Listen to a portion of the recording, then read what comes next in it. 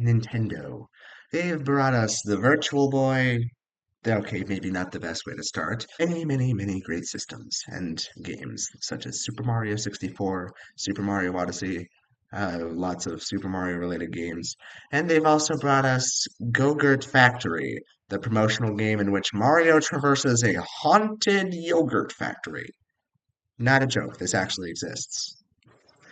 Ow. Today we will be going into all of Nintendo's promotional content. Let's go. Let us begin in 1996, back when around when Nintendo coined the name Nintendo Power Source. So yes, the Nintendo 64 had just released Super Mario 64, was less than a year old, and okay, well, I did not realize it automatically loaded like that. Okay. But we are not here to talk about the skinny on War Gods. We are here to go to the Loud House. Who is in the elevator? So the Loud House was basically Nintendo's version of, well, um, it was Nintendo's online chat room, which had activities to call its own. Um, I will let the description speak for itself. The online equivalent of a food fight with no messy mustard stains to clean up afterward. It's the Loud House, a free-form free-for-all hosted. Wow, that's a tongue twister. A free-form free-for-all hosted every weekday by Nintendo's renowned cyberjocks. Get the hottest news on Nintendo games and systems. Swap game tips with other players. Swap smart aleck statements. Or if you want, just sit back and watch the action. Watch out for the flying cheeseburgers, though.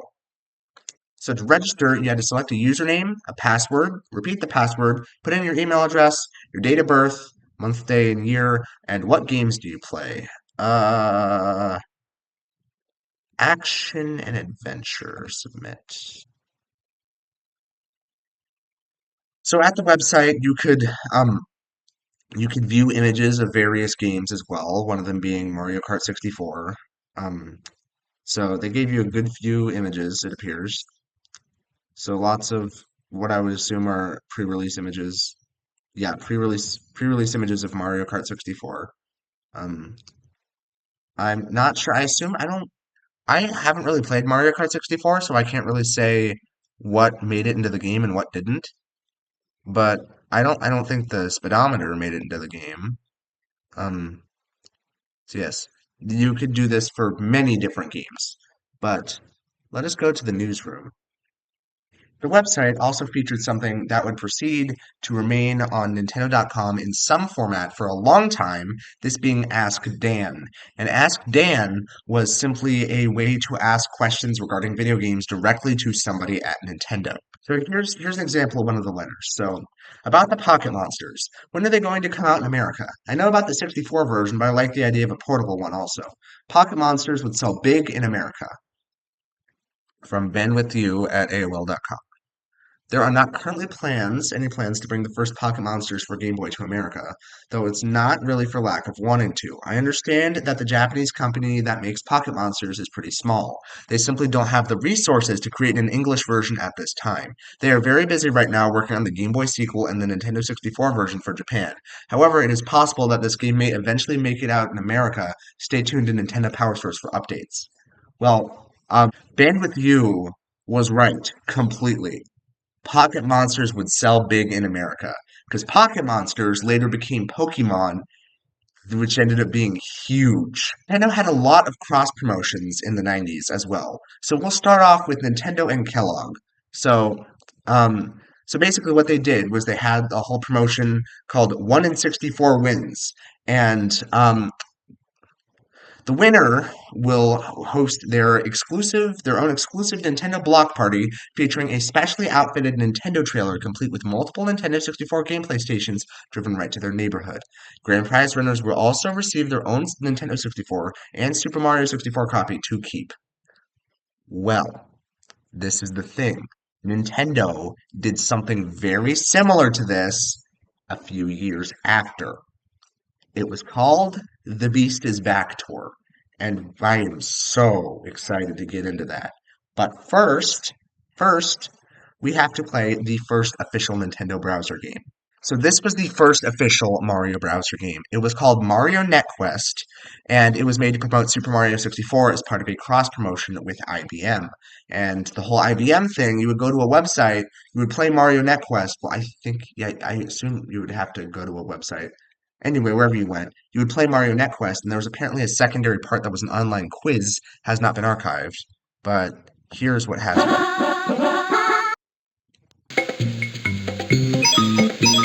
You would have to click on the objects that spawned, not that one, to receive points. Not that one either. Oh, nope, nope. Okay. Okay, now, okay. Uh, nope, okay.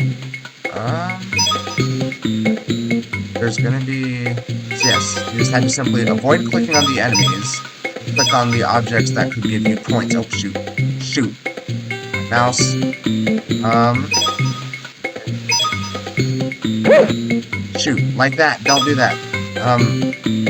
Then you would lose points, and a audio clip of Charles Martinet would play. Shoot. This was Mario would leave, and I assume that would be the portion where the online quiz would play.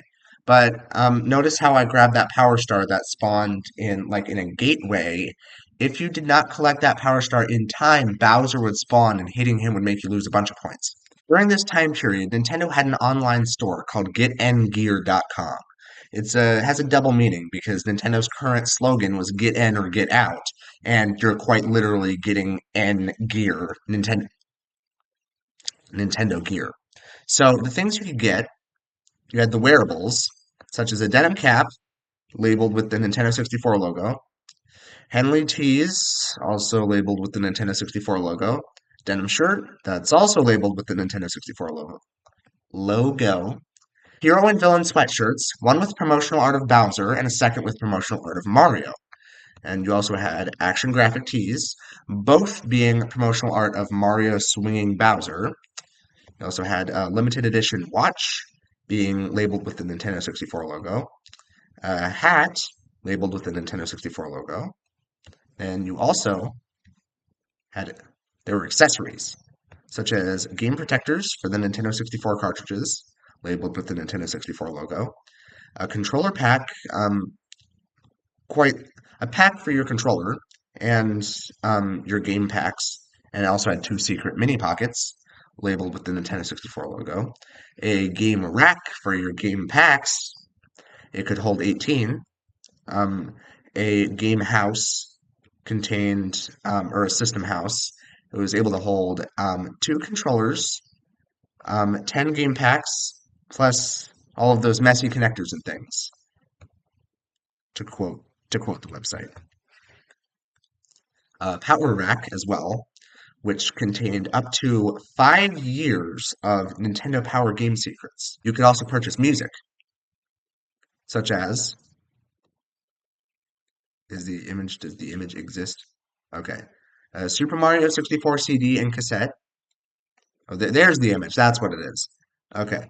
And it gives you music, it gives you the original Super Mario 64 soundtrack, secondary Super Mario 64 soundtrack that also contains music from Blast Corps, Wave Race 64, and more. It's more than an hour in length.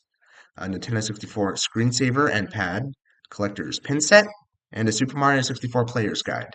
Around December of 1997, the Nintendo website went through an overhaul, with the site being like completely redesigned. And at this point, Nsider was available. This was the update to the Loud House that I mentioned earlier.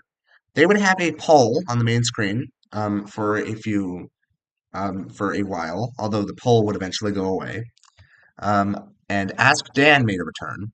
But what we are going to be focusing on at the moment is the entertainment. They would give out game challenges, such as, like for Donkey Kong Country 3, complete the snow-filled world of K3. How many bonus coins, DK coins, and banana birds can you get? Super Mario 64 was collecting 154 coins in Cool Cool Mountain and 117 in Snowman's Land.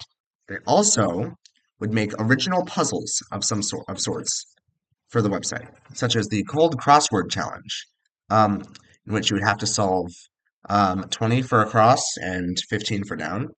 I don't really know how to do crosswords, so here's the answer key, the solution. There are also contests. This contest would change multiple times, so here's the previous contests starting at the beginning.